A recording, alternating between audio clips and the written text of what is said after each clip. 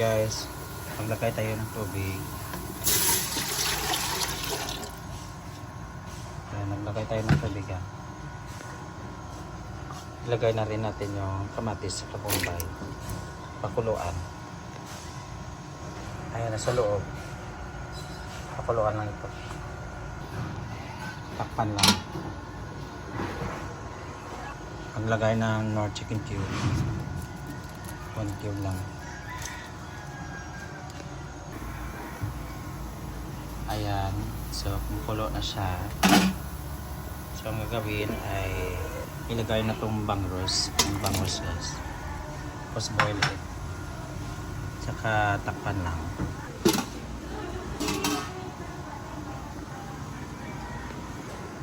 Maglagay tayo ng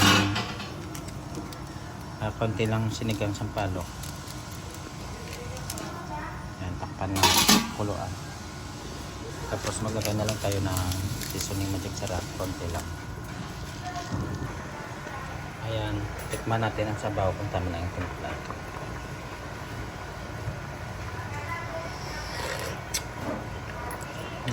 Sarap na.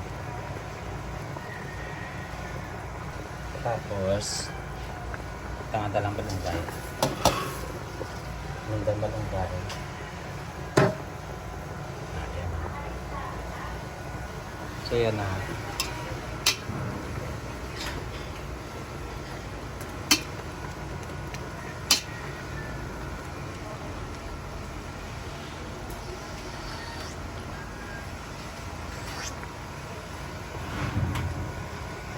Tapos lagyan ang daon ng kamote.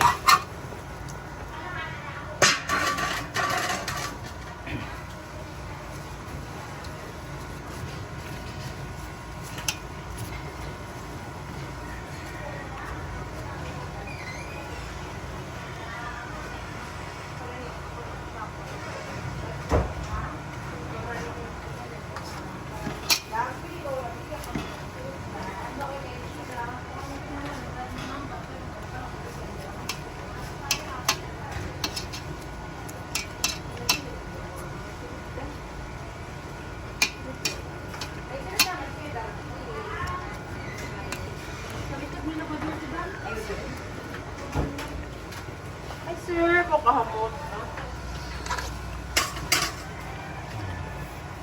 Sarap to guys. Okay na to.